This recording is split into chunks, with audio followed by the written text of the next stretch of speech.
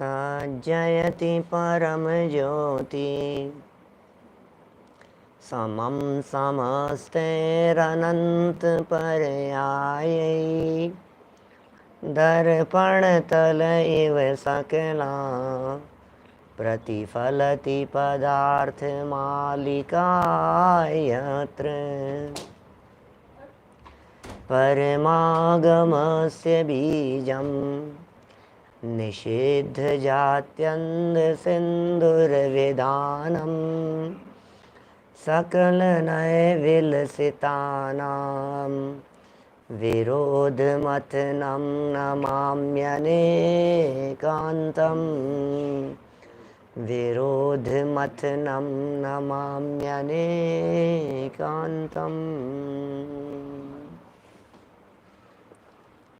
पुरुषार्थ सिद्धि उपाय नामक ये ग्रंथ है, अमृत चंद्राचार्य द्वारा लिखित। यह है श्रावकाचार नामक ग्रंथ।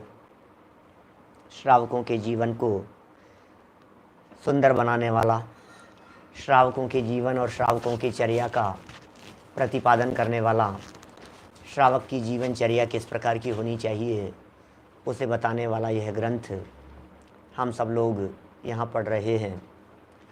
सम्यक दर्शन, सम्यक ज्ञान की चर्चा कर लेने के उपरांत चारित्र की चर्चा चल रही थी और श्रावकों के चारित्र के अंतर्गत श्रावकों के 12 व्रत बताए जा रहे थे। श्रावकों के 12 व्रतों में हम यहाँ 11 व्रतों की चर्चा कर चुके हैं। 5 अणुव्रत, 3 गुणव्रत और 4 शिक्षा व्रतों में से 3 शिक्षा व्रत की चर्चा हो चुकी है। ये चौथा शिक्षा व्रत है जिसका नाम है अतिथि समविभाग। अतिथियों के प्रति विशेष रूप से विकल्प और बुद्धिपूर्वक विचार करते हुए उन्हें दान दिया जाना, आदर सम्मान और सत्कार उनका किया जाना, यह अतिथि समविभाग है।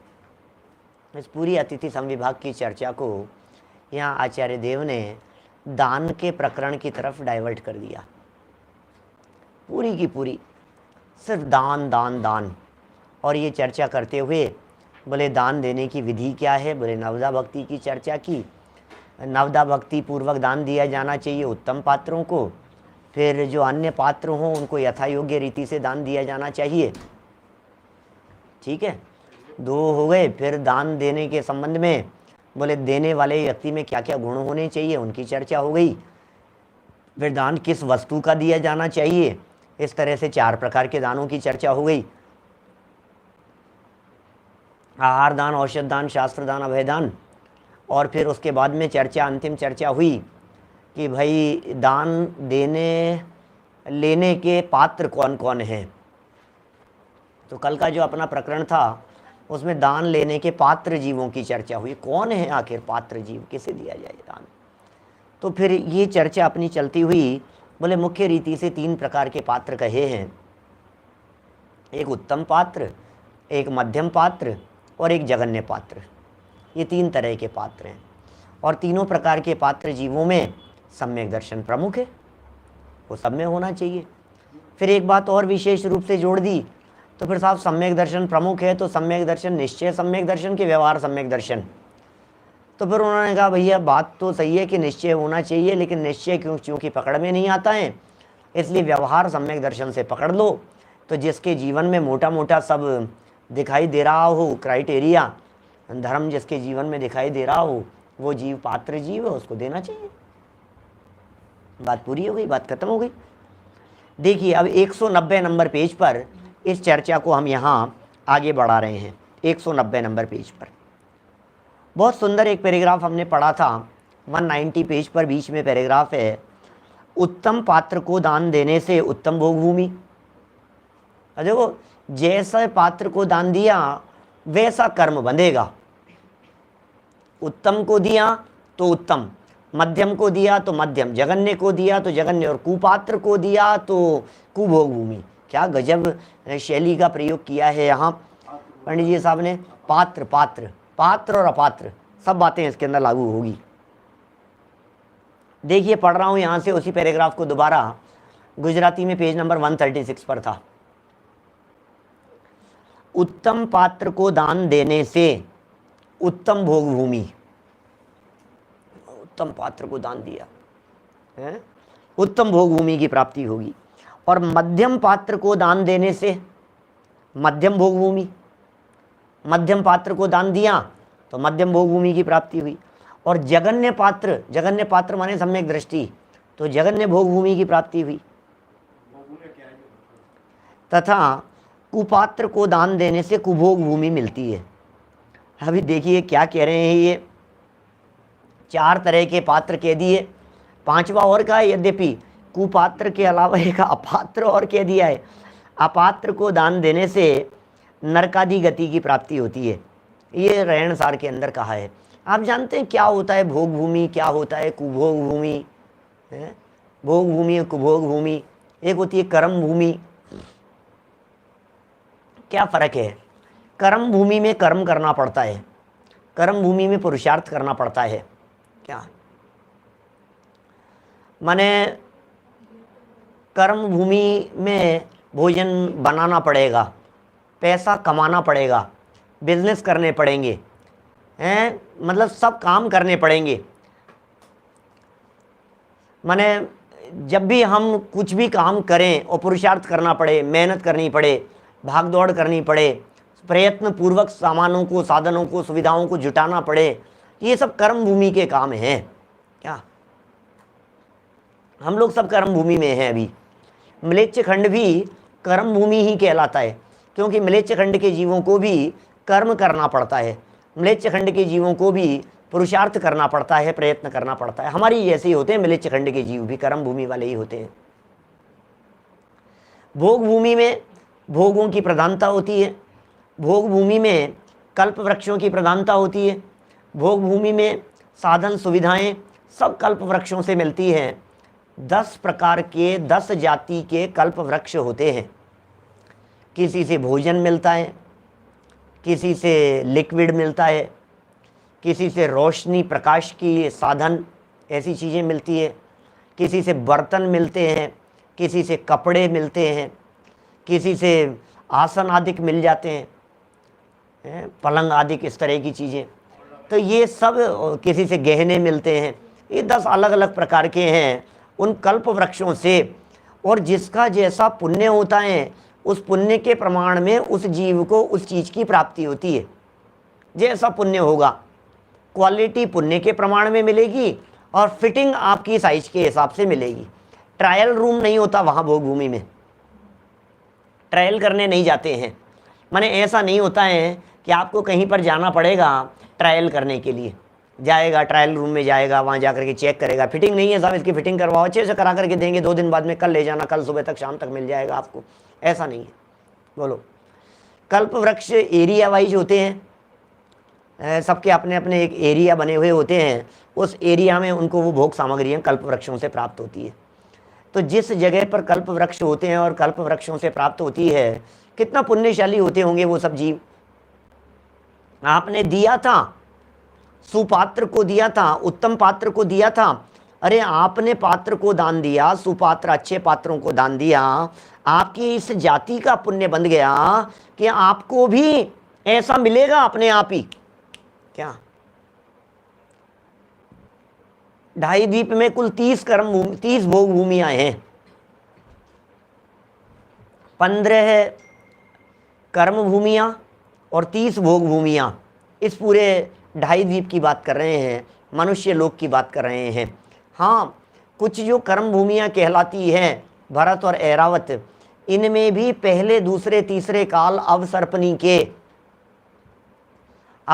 के पहले काल में, अवसर्पणी के दूसरे काल में, अवसर्पणी के तीसरे काल में, तो पहले दूसरे और तीसरे काल में यहाँ पर क्या होता है, कल्प वृक्ष होते हैं। हम जिस जगह पर हैं ना अभी, आप जिस नगर में हैं, जिस देश में हैं, जिस क्षेत्र में हैं, यहाँ पर भी क्या होता है, अपन सब जगह पर कल्प वृक्ष होते हैं पहले दूसरे तीसरे काल में।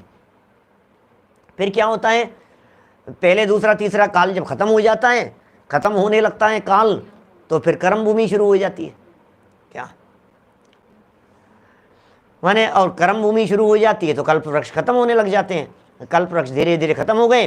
फिर ऋषभदेव स्वामी ने उपदेश दिया, 80 मसी कृषि विद्या शिल्प वाणिज्य, इनका उपदेश दिया ऋषभदेव ने, राजा ऋषभदेव ने। और जगत के जीवों को कर्म करना सिखाया, कमाना सिखाया, बनाना सिखाया, कर्म करना, पुरुषार्थ करना सिखाया, सब प्रयत्न करना सिखाया। ये सब कर्म भूमि के काम है। तो आप देखिए कर्म भूमि कैसी हो गई, कर्म कर्म कर्म, और भोग भूमि कैसी हो गई, जाओ और भोगो। पूरी जिंदगी भोग विलासिता के अंदर बीतती है। और आपको जानकर के आश्चर्य होगा अनेक नए लोगों को कि भोग भूमि के सभी जीव मर कर के नियम से देवगति में ही जाते हैं। सारे भोग भूमि के जीव सब मर करके देवगति के अंदर जाएंगे। ऑटोमेटिक इस प्रकार की व्यवस्था है, सब मरेंगे और देवगति में मरेंगे और देवगति में मरेंगे और देवगति। युगलिया जन्म लेते हैं, युगलिया, इवन देन त्रियंच भी, माने त्रियंच गति के जीव भी युगल से ही पैदा होते हैं। कहीं हाथियों के युगल हैं, कहीं घोड़ों के युगल हैं, कहीं बैलों के युगल हैं, कहीं भेड़ों के युगल हैं, कहीं बंदरों के युगल हैं, ऐसे जोड़े से। और जोड़े से ही मरते हैं, जोड़े से ही जन्म लेते हैं। संख्या फिक्स होती है भोग भूमियों के अंदर, न पॉपुलेशन बढ़ती है न पॉपुलेशन घटती है, सेम टू सेम रहती है। क्या वहाँ विकलत्रय जीव नहीं होते, जलचर जीव नहीं होते वहाँ भोग भूमि के अंदर, जल में रहने वाले जीव नहीं होते, जलचर नहीं होते। और सब मरेंगे, आयु पूरी होगी और अंत समय में जीवन पूरा करके मंद कषाय से मरते हैं, मंद कषाय के अंदर ये आयु बांधते हैं, सब मर करके नियम से देवगति के अंदर चले जाते हैं। तो बोलो कितना अच्छा लग रहा है यार, भोग भूमि जाना तो बहुत अच्छा लग रहा है हमारे को। यहाँ से मरेंगे, भोग भूमि में चले जाएंगे, कल्प वृक्ष होंगे। हे कल्प वृक्ष, लड्डू चाहिए तो लड्डू आ गए, गुलाब जामुन चाहिए तो गुलाब जामुन आ गए हाथ में, जो चाहोगे वो बर्तन में, पात्र में, सब आपको उस तरह से मिल जाते हैं। तो बात ये कह रहे हैं आहार बहुत कम होता है, आहार की इतनी कुछ ज़रूरत नहीं होती है, क्योंकि बहुत कम कम कम कम वे आहार ग्रहण करते हैं। भोजन होता है, आहार होता है, लेकिन निहार नहीं होता उनके।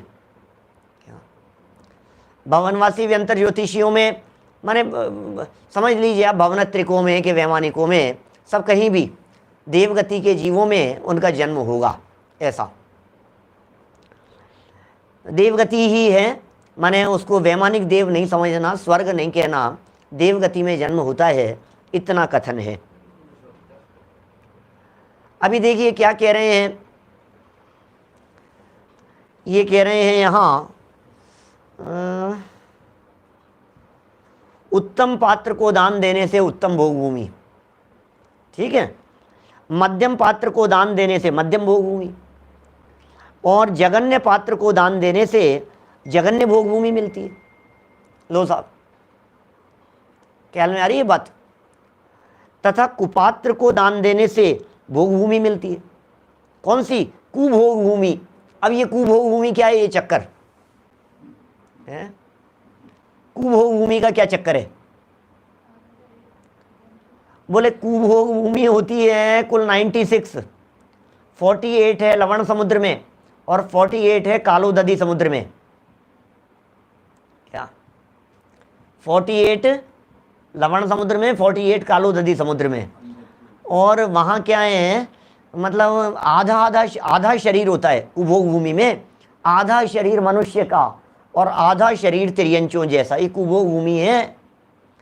कल्प वृक्ष वहाँ भी होते हैं, कोई मिट्टी वगैरह खाते हैं, आधा आधा शरीर मनुष्यों जैसा हो गया, आधा तिर्यंचों जैसा हो गया। बड़ी विचित्र प्रकार की परिस्थितियाँ होती हैं कुभोग भूमि की।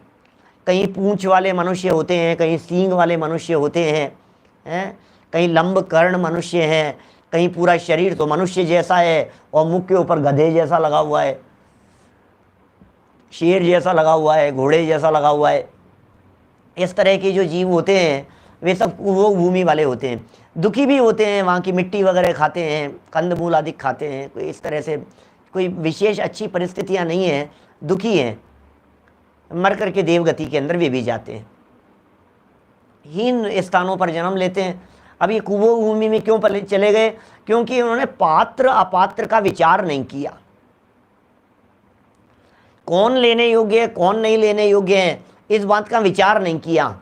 तो वो जो विचार नहीं किया वो मर करके चले गए ऐसी जगह पर। बोले साहब आप भी ऐसी जगह पर पहुंच जाओगे जिस जगह पर विचार नहीं होगा और कुछ भी ऊट पटांग स्थितियां होगी तुम्हारी। भेद नहीं किया ना इस वजह से। और जिन्होंने सुपात्र दान को फल दिया वे भोग भूमि की प्राप्ति करते हैं। अंत समय में मरते हैं, भोग भूमि वाले जीव, और मरने के बाद में उनका शरीर उड़ जाता है, खत्म हो जाता है। कोई दाह संस्कार जैसी स्थिति नहीं होती वहाँ भोग भूमि में।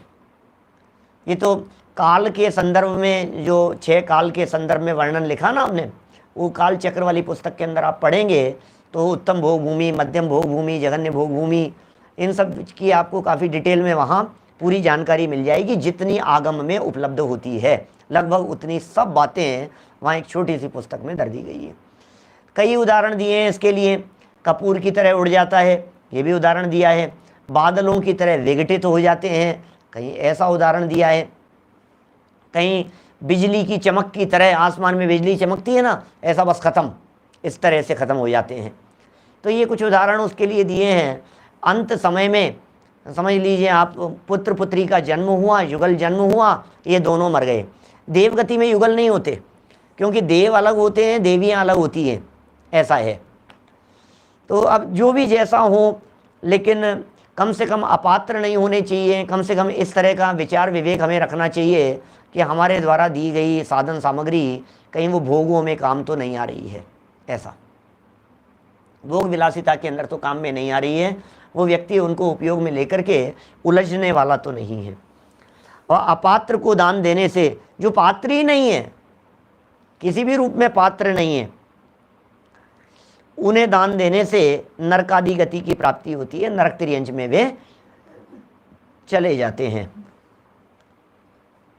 रयणसार की गाथा पढ़ रहा हूं यहां, देखिए।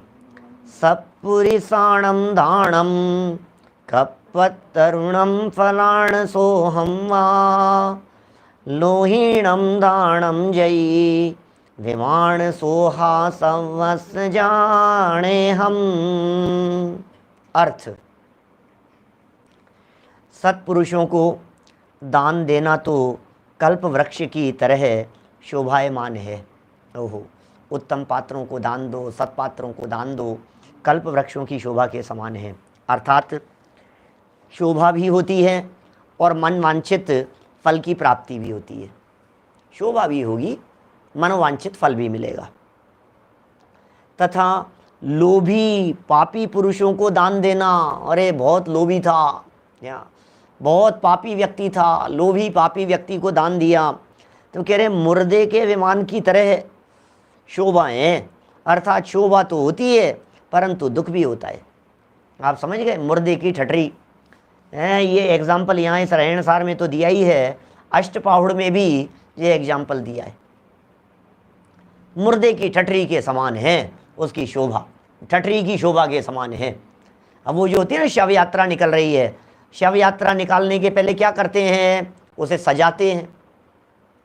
शव यात्रा निकालने के पहले उसे सजाया जा रहा है, फूल मालाएं डालते हैं लोग, अलग अलग तरह के उनको शॉल उड़ाते हैं, कंबल उड़ाते हैं, न मालूम क्या क्या तरह के उनके सब लगाएंगे, करेंगे, सब बहुत अच्छी तरह से उनको बहुत सुंदर सजाते हैं उसको। तो कह रहे हैं उसको सजा तो रहे हैं उसको, लेकिन उसकी शोभा क्या है? क्या उसे सजाया गया तो वो शोभायमान है कि नहीं जी? वो शोभायमान नहीं है। शोभा तो कह दो उसको, मुर्दे की शोभा है, लेकिन उसमें दुख हो रहा है सजाने वाले व्यक्ति को। सजाने वाले व्यक्ति के आंखों से आंसू बह रहे हैं, वो पीड़ित हो रहा है। देखिए, जैसे मुर्दे की ठठरी का विमान बनाकर उसे सजाकर निकालने के से लोक में कीर्ति और शोभा तो होती है। अरे वो जितना डेकोरेट होकर के निकलेगी ना, तो लोक में तो लोग कहेंगे यार कितना सुंदर सजाया है भाई, कितना पैसा लगाया है इसने यार, कितना खर्च किया है। तो कह रहे परंतु घर के धनी मतलब स्वामी को दुखदायक होता है, क्योंकि उसका तो व्यक्ति चला गया है अपने यहाँ से। एक व्यक्ति चला गया, वो छोड़ करके चला गया अपने बीच से। इस प्रकार लोभी अपात्र को दान देने से लोक में यश तो होता है, क्या लोक में यश तो होगा लोभी और अपात्र को दान देने से, परंतु दातार को महान पाप उत्पन्न होता है और उसका फल बुरा मिलता है। दातार को दुख हो रहा है, शोभा भी हो रही है, दुख भी हो रहा है। और ये कह रहे हैं इस तरह से आपने लोभी पापी पुरुषों को दे दिया है, जगत में खूब प्रशंसा हो रही है, यार क्या दान दिया है, खूब पैसा दिया भैया इन्होंने, खूब पैसा दिया, खूब बांट रहे हैं, देखो आप लुटा रहे हैं साहब, पानी की तरह बहा रहे हैं। तो खूब प्रशंसा तो मिल गई आपको, लेकिन अब जो कर्म बंधा है उस कर्म का क्या होगा? तो ये कह रहे हैं बुरा फल मिलेगा आपको, उसका फल अच्छा मिलने वाला नहीं है। यहाँ खा लिया था, यहाँ खो गया था, यहाँ बह गया था। ऐसा जानकर पात्र अपात्र का विचार करके ही दान देना योग्य है। माने कुल मिलाकर के बात यह है, पात्र और अपात्र जीवों का विचार किया जाना चाहिए। तो इस तरह से दान देने संबंधी बात यहाँ हो गई। फल तो परिणाम का लगता है, लेकिन परिणाम आपने विचार समझदारी के नहीं किए हैं, इसलिए फल उसी तरह का लगेगा जितने आपने परिणाम रखे। आपने परिणाम क्या रखा? आपने तो व्यक्ति देखा और दे दिया आपने, तो आपने विचार नहीं किया ना। विचार करते तो परिणाम समझ में आते आपके, विचार नहीं किए तो काहे के परिणाम? कोई व्यक्ति ये कहे कि साहब ये देने से क्या मतलब है, किसको दिया किसको दिया, देने वाले के भाव तो बहुत अच्छे थे, देने वाले के भाव बहुत अच्छे थे, तो उसको तो अच्छा फल मिलना चाहिए, भाव अच्छे रख करके दिए ना उसने। बोले अच्छा नहीं कहते, अच्छे बुरे का विचार नहीं किया, लेने वाले का विचार नहीं किया, आप सोच समझ करके नहीं किया काम, और फिर कह रहे हो विचार अच्छे थे। विचार अच्छा रख करके कोई व्यक्ति नॉनवेज खाए तो क्या होगा? विचार अच्छे रख करके कोई व्यक्ति शराब पिए तो क्या होगा? विचार अच्छे रख करके आलू प्याज जमीकंद खाए तो क्या होगा? विचार अच्छे रख करके रात्रि भोजन करे तो क्या होगा? विचार अच्छे रख करके खोटे कार्य करे, सप्त व्यसनों का काम करे तो क्या होगा? कुछ नहीं है। अरे झूठी बात है कि विचार अच्छे थे परिणाम अच्छे थे, परिणाम अच्छे होते ही नहीं है। गलत जगह पर तीव्र कषाय के बिना देना नहीं होता है। दे कैसे दिया आपने? तीव्र कषाय के बिना देने की प्रवृत्ति नहीं बन सकती थी। दान देने से हिंसा का त्याग होता है। 172 नंबर का श्लोक है। हिंसायाः पर्यायो लोभोत्र निरस्यते यतो दाने तस्मादतिथि वितरणम हिंसा व्युपरमणमेवेष्टम। क्या कह रहे हैं? अन्वयार्थ देखिए। यतः माने कारण की, तत्र दाने हिंसायाः,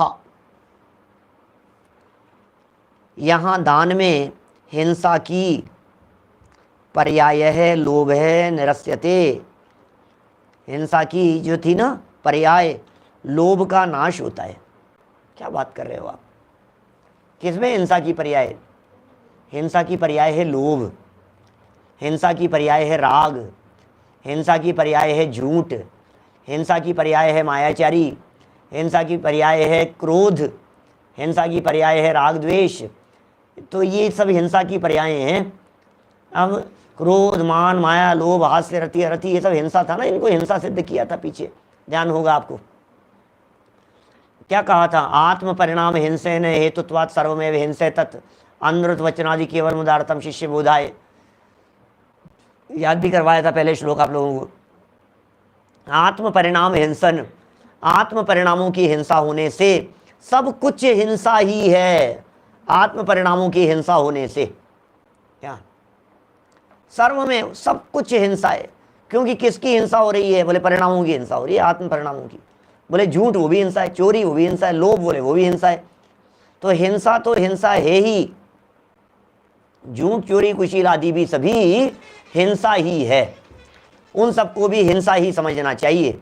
तो बतलाइए, ये जो दान दिया तो दान देने में लोभ कम हुआ ना कुछ? कि हाँ साहब दान देने में लोभ तो कम हुआ है, क्योंकि लोभ की कमी के बिना दान देना नहीं हो सकता। लोभ कम हुआ तभी तो व्यक्ति दान देगा। तो अब प्रश्न ये है कि जब लोभ की कमी हुई तो फिर उसको क्या कहें? तो बोले अहिंसा कह दो उसको। ठीक बात है, ये यहां सिद्ध कर रहे हैं इस श्लोक के माध्यम से। निरस्यते माने नाश होता है, तस्मात् माने इसलिए, अतिथि वितरणम हिंसा विप्रमणेव, अतिथि दान को हिंसा का त्याग ही इष्टम कहा है। मैं यहाँ आपने अतिथि दान दिया तो बोले ये समझ लेना आपकी हिंसा का त्याग कर दिया आपने। अतिथि संविभाग में हिंसा का त्याग है, ये बात यहाँ गर्भित हो गई। कितने सुंदर बातें, मतलब सारे प्रकरणों को सोचो आप। कभी आप सोचते हैं पुरुषार्थ सिद्धि उपाय ग्रंथ हिंसा के लिए समर्पित है क्या? सिर्फ हिंसा के लिए समर्पित है। जहां देखो वहां हिंसा की चर्चा, जहां देखो वहां हिंसा की चर्चा। माने चर्चा कर रहे हैं अतिथि संविभाग की, और बात क्या कह रहे हैं, बोले अहिंसा है। अब ये क्या सिद्धांत बतला दिए, क्या बातें कह दी हैं। चलिए टीका पढ़ता हूं मैं। इस दान में हिंसा का एक भेद जो लोभ है उसका त्याग होता है। क्या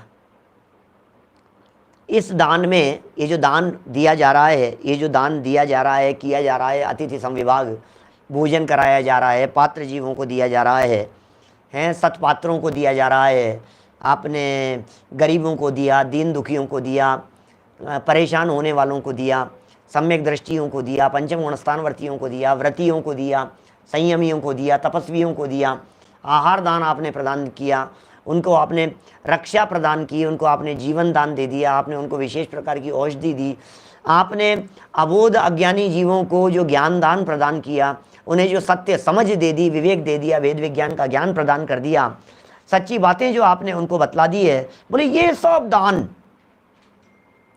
जो भी जिनकी चर्चाएं पिछले प्रकरण में अपन पिछले 2-5 दिनों से जितनी अपन कर रहे हैं, उस सारी चर्चा को इस एक वाक्य के अंदर लगा लीजिए। इस दान में, इस दान में माने आहार दान में, इस दान में माने औषध दान में, इस दान में माने अभय दान में, ज्ञान दान में, सब कुछ में बोले क्या किया, इस दान में क्या हुआ, हिंसा का एक भेद जो लोभ है उसका त्याग हुआ। हिंसा के कितने भेद,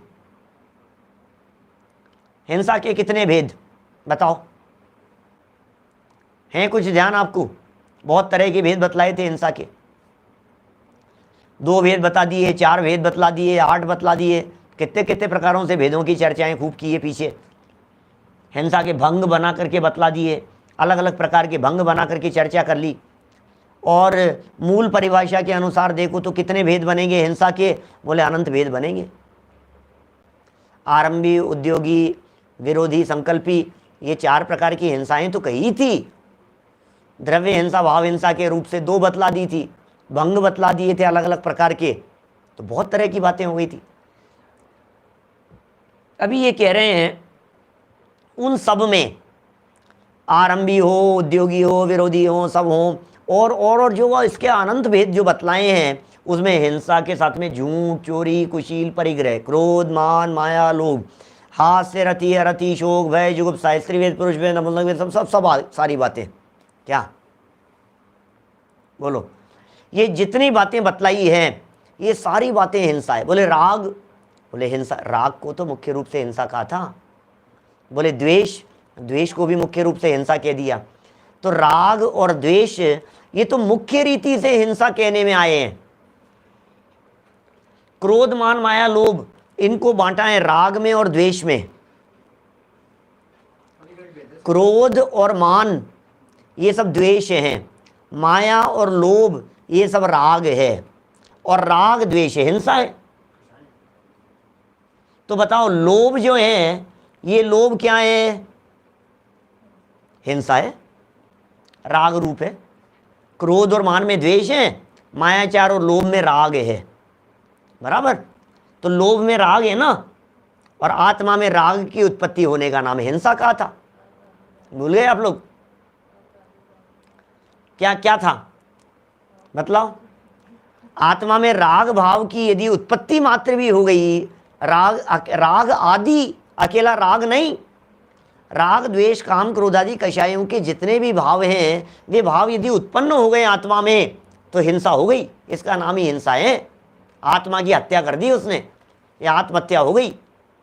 तो लोभ का परिणाम में हिंसा है, और निर्लोभता के परिणाम में बोले अहिंसा है। कितने क्या कैसे घटित करते हैं, कैसे सिद्ध करते हैं आचार्य देव? अप्रादुर्भाव खलु रागादि नाम भवत्ते हिंसेति तेषां में उत्पत्ति हिंसेति जनागम से संक्षेप है। किस तरह से सिद्ध किया है, और यहाँ उस बात को घटित कर दिया इन्होंने। देखो इस दान में हिंसा का एक भेद, कौन सा भेद? लोभ।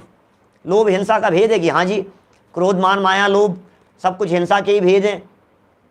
झूठ, चोरी, कुशील, परिग्रह बोले हिंसा के ही भेद हैं। तो कहा लोभ जो कि हिंसा का एक भेद है, उसका त्याग होता है दान देने में। लोभ कम हुआ, लोभ घट गया है, क्योंकि लोभ छूटने पर अपनी वस्तु दी जाती है। स्वस्याति सर्गो दानम, दान ऐसा नहीं है कोई चीज़ पड़ी हुई थी उठाई हमने और उठा करके किसी को दान दे दी, ऐसे थोड़ी ना दान होता है। अपनी वस्तु का दान दिया जाता है, पराई वस्तु का दान नहीं होता है। मंदिर की चीज़ उठा करके दान में दे दी आपने, इसका नाम दान थोड़ी ना है। किसी की कोई चीज़ पड़ी हुई थी, हाँ हाँ ले जाओ सब ले जाओ, मैं कह रहा हूँ ना आप तो ले जाओ। अरे तो आपकी थी क्या? ये नहीं साहब मेरी तो नहीं थी, तो फिर आप कौन दान देने वाले? पहले नक्की तो करो। अनुग्रहार्थम स्वस्याति सर्गोदानम, क्या अनुग्रह के हेतु से, मतलब अपने और पराये के हेतु से, दोनों का भला जिसमें हो, कल्याण जिसमें हो, इस बात को ध्यान में रख करके अपनी वस्तु को प्रदान करना वो दान कहलाता है। तो असली दान क्या है? आपने भोजन बनाया, आपका था, आपके पुण्य पाप कर्म के उदय से मिला था, वो सब उसकी चर्चा चल रही है। क्या बोलो?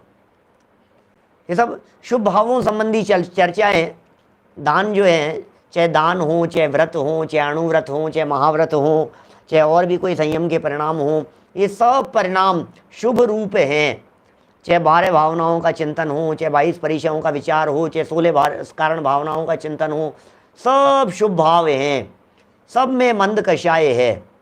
क्या समझ में आ रही है बात? तो अब ये मंदिर में जो आपने द्रव्य दे दिया है, गुल्लक में डाल दिया है, ठीक है, जितना जो कुछ छूटा है आपसे उसके परिणामों का आपको फल मिलेगा। लोभ थोड़ा सा कम हुआ है, क्योंकि लोभ छूटने पर अपनी वस्तु दी जाती है। आपने अपनी वस्तु दे दी है, इसका मतलब लोभ छूट गया है। देखिए, इसलिए पात्र अतिथि को दान देना हिंसा का ही त्याग हुआ, हिंसा का ही त्याग है, अतः अपने लिए सुखदायक है। माने ये सिद्ध हो गई है, यहाँ ये बात बिल्कुल स्पष्ट हो गई है कि वो हिंसा का दान हो गया है, इसलिए वास्तव में वो सुखदायक हो गया है, सुखदायक की श्रेणी में चला गया है। भावार्थ पढ़ते हैं अपन, क्या लिख रहे हैं? वास्तव में जब अपनी अंतरंग कषाय जो लोभ है, क्या ये अपनी अंतरंग कषाय है, लोभ, उसका त्याग होने पर ही अपने परिणाम बाह्य वस्तु को वितरण करने के होते हैं। होते नहीं है, मजाक छोड़ी ना, किसी कोई चीज़ दे दो निकलती है क्या?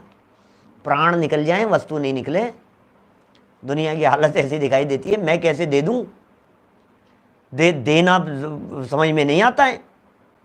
एक लोभी सेठ का प्रसंग आता है इस तरह का, बहुत कंजूस लोभी सेठ, बहुत कंजूस, अरे कंजूस नहीं, कंजूसों का बाप ऐसा कंजूस, महाकंजूस सेठ, क्या महालोभी, और नदी में गिर गया, कहीं बह गया, बहाव में बह गया।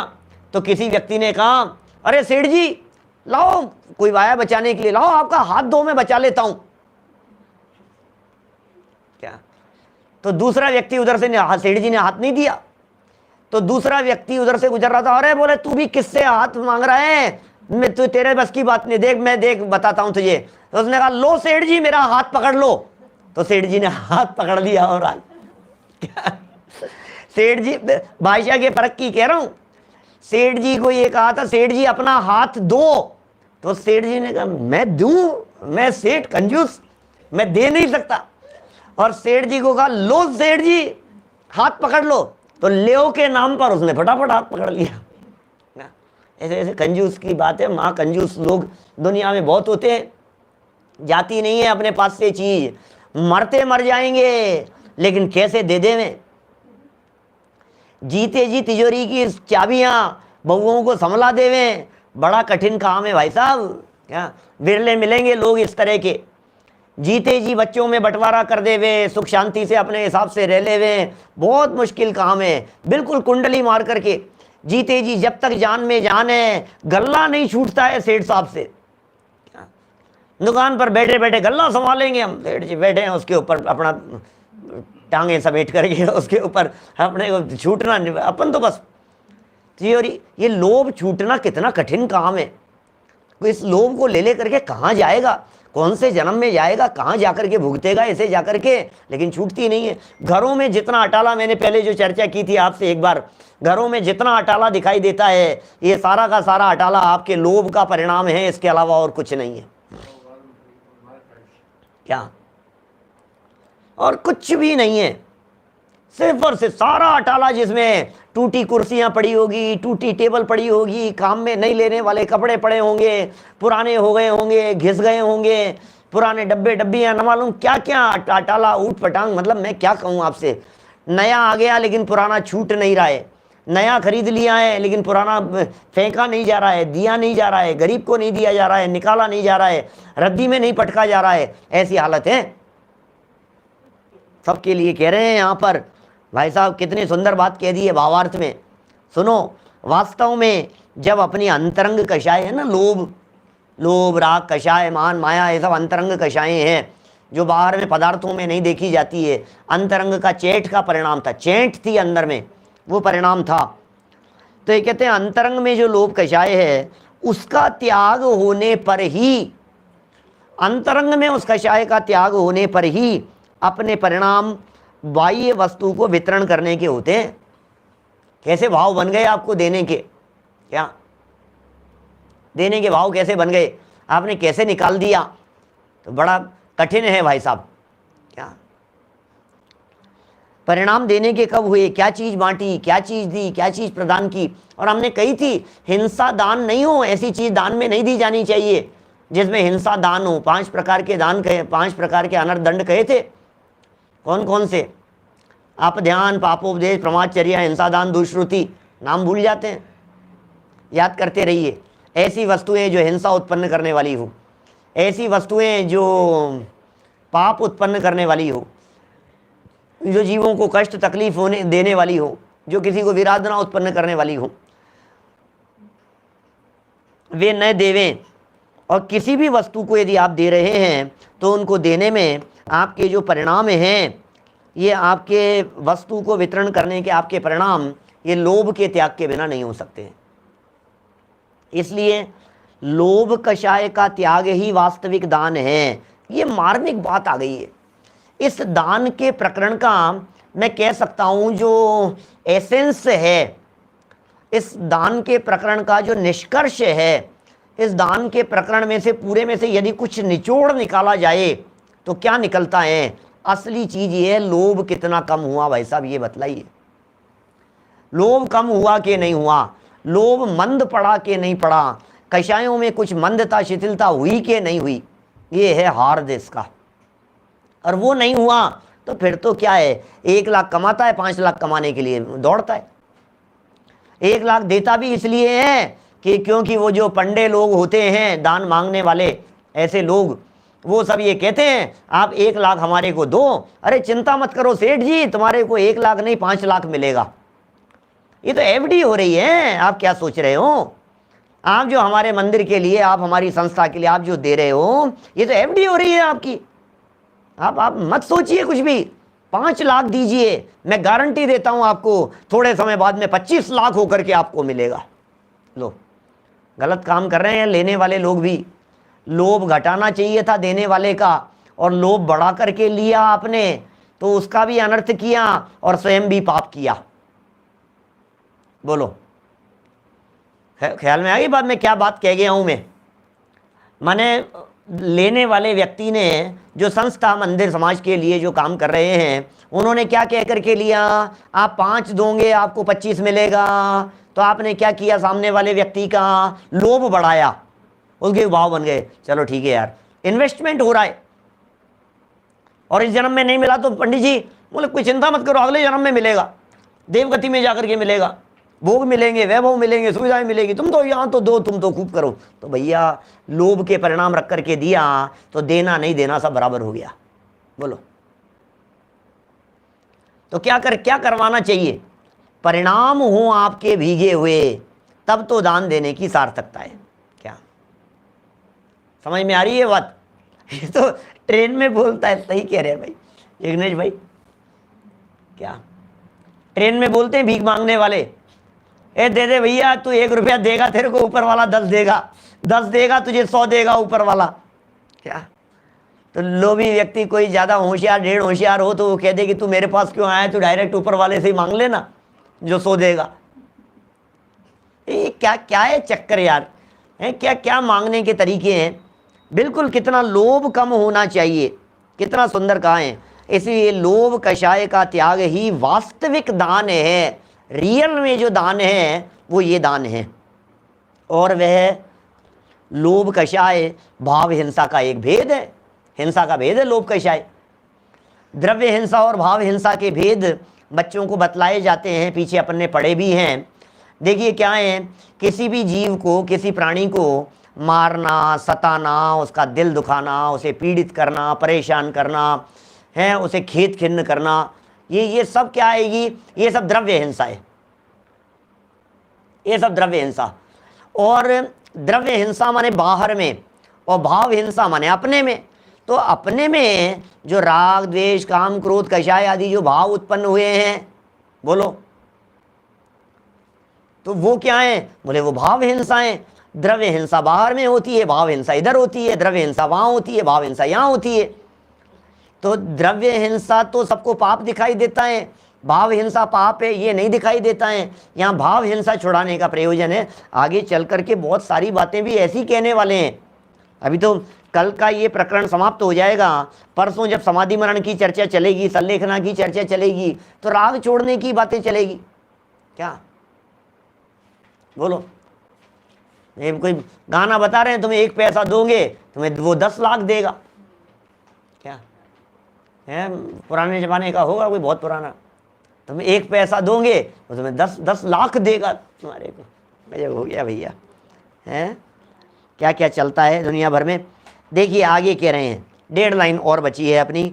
इसलिए जो सत्पुरुष, सज्जन पुरुष, क्या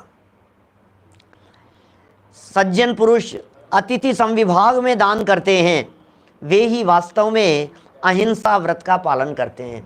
ये बात अमृत चंद्राचार्य के दिलो दिमाग में बैठी हुई थी। सर्व व्रतों का मूल है अहिंसा व्रत।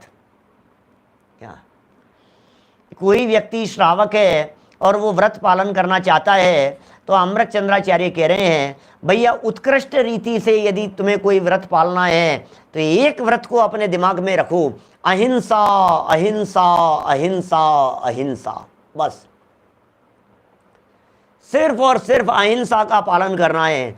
अरे जो उत्कृष्ट से उत्कृष्ट रीति से अहिंसा का पालन करते हैं वे परम गति की प्राप्ति करते हैं। उन्हें परम अहिंसा का फल साधी अनंत काल के लिए फिर उनकी हिंसा नहीं होती है, सिद्ध दशा की प्राप्ति हो जाती है। अहिंसा का पालन किया ना, अब उनकी हिंसा नहीं होगी। क्या बात है भाई साहब, बोलो। अहिंसा का फल क्या है? देखो उस उल्टे फल नहीं लगाना। कोई व्यक्ति ये इस तरह के फल लगाए कि भैया तुम दान दोगे तो क्या होगा, आहार दान दोगे तो तुम्हें भोजन मिलेगा। नहीं नहीं नहीं नहीं नहीं, हमने गरीब आदमी को भोजन दिया तो हमारे भोजन की कमी नहीं पड़ेगी, हमारे को खूब भोजन मिलेगा। हमने दूसरे को पैसा दिया तो हमारे को खूब पैसा मिलेगा। ये कहाँ चक्कर में उलझा रहे हो आप? ऐसा नहीं है क्या? जैन धर्म के मार्ग में ऐसा नहीं है कि आप किसी को आहार दान कराओ और तुम्हारे भोजन की कमी नहीं पड़े, ऐसा नहीं है। आहार दान का फल तो अनाहारी अवस्था है। क्या आहार दान का असली फल जब फलीभूत होगा अंतर स्वभाव में लीन होकर के, तो उसका फल तो ऐसा मिलेगा कि जीवन में कभी साधी अनंत काल तक क्षुधा रोग विनाशनाय हो जाएगा और अनंत काल तक कभी भोजन की जरूरत नहीं पड़ेगी। क्या आप आहार दान का ऐसा फल सोच रहे हैं कि हमने किसी को खूब भोजन कराया, भैया गरीबों को भोजन कराया, हमें तो कम से कम भोजन की दिक्कत नहीं आएगी? तो फिर आप क्या सोच रहे हैं? किसी को औषध दान दिया तो इसका मतलब आपको कभी दवाइयों की कमी नहीं पड़ेगी, खूब दवाइयाँ मिलेगी आपको, ऐसा अर्थ लगाना पड़ेगा। सोचो क्या होगा भाई। जैसे आहार की कमी नहीं पड़ी ऐसे आपको दवाइयों की कमी नहीं पड़ेगी, क्या ऐसा अर्थ लगाएंगे तो कितनी गड़बड़ हो जाएगी, बोलो। अभय दान का अर्थ क्या लगाएंगे आप? अभय दान का अर्थ ये कि मरते हुए हमें भी कोई व्यक्ति बचा लेगा, हमें भी कोई व्यक्ति सुरक्षा प्रदान कर देगा, अभय कर देगा, निर्भय कर देगा कि नहीं, अरे ऐसे निर्भय स्वरूप प्रकट होगा जिसमें भय अनंत काल के लिए मिट जाएगा। निर्भय स्वभाव में जाकर के लीन हो जाएगा। ये फल है वास्तव में। तो ज्ञान दान का फल आपको भी ज्ञान मिल जाएगा, ज्ञान दान का फल आपके याददाश्त स्मृति बराबर बनी रहेगी, ऐसा नहीं। ज्ञान दान का फल केवल ज्ञान की प्राप्ति हो जाएगी, ऐसा ज्ञान दान का फल मिलेगा। कौन से फलों को जोड़ रहे हैं अपन, कौन से फल को सोच रहे हैं? ज्ञान दान के फल में केवल ज्ञान की प्राप्ति होती है। बोलो, ज्ञान दान एक शास्त्र दान दिया था उस ग्वाले के जीव ने, जो कुंदाचार्य जैसा महान समर्थ आचार्य बन गया एक शास्त्र मात्र दान देने में। अब आप कल्पना कीजिए आपके ज्ञान का क्या होगा जब आप जगत के जीवों को ज्ञान प्रदान कर रहे हैं, शास्त्र प्रदान कर रहे हैं, साहित्य प्रदान कर रहे हैं, घर घर में पहुंचा रहे हैं, जनवाणी पहुंचा रहे हैं। क्या आपके ज्ञान का क्या होगा? नहीं, ऐसा ज्ञान केवल ज्ञान रूप से बनेगा। बोलो, ऐसा ज्ञान केवल ज्ञान में कन्वर्ट नहीं होगा। तो फिर ज्ञान दान का मतलब क्या हुआ? ज्ञानावरणी कर्म तो फिर कितनी देर के लिए, फिर वापस एक इंद्रिय में चला जाएगा, ज्ञान शून्य हो जाएगा। तरस पर्याय मिट करके वापस एक इंद्रिय के अंदर चला गया तो सब फिर वापस खत्म हो गया है। इनमें कुछ दम नहीं है। भोजन मिल गया, इसमें क्या दम? भोजन करने की जरूरत नहीं पड़े, असली बात तो ये है। भोजन मिल जाना बड़ी बात थोड़ी है। फिर आप क्या करेंगे? कपड़े दान दिए आपने तो आपको भी कपड़े मिल जाएंगे। काय के कपड़े मिल जाएंगे? कपड़े पहनने की जरूरत नहीं पड़े, हम तो ऐसी व्यवस्था चाहते हैं। जीवन में कभी कपड़े नहीं पहनने पड़े, नग्न दिगंबर बनकर के चारों तरफ विचरण करें, ऐसी अवस्था हो, दिगंबरत्व की प्राप्ति हो, मूल स्वरूप में यथाजात रूप अवस्था की प्राप्ति हो। इसके लिए मिला है ये जैन कुल। ये देखो क्या कह रहे हैं, ये सत्पुरुष जो दान करते हैं, ऐसा अतिथि संविभाग करते हैं, ये वास्तव में अहिंसा व्रत का पालन करते हैं। उनके सच्ची अहिंसा होती है, सच्चा धर्म उनके जीवन में प्रकट होता है, उत्तम अवस्थाओं की उन्हें प्राप्ति होती है। तो इस तरह से इन सब चीज़ों को जानकर यथा योग्य रीति से पात्र अपात्र का विचार करते हुए, जिसमें हिंसा का त्याग हो, ऐसे लोभ को कम करते हुए अपने को अपनी भूमिका अनुसार इन सब बातों को धारण करना चाहिए, इनका पालन करना चाहिए और अपने जीवन को उज्जवल बनाने का प्रयत्न करना चाहिए। हम सबका जीवन इन भावनाओं से और इन सब बातों से उज्जवल हो, इसी भावना से बात को यहीं विराम दे रहा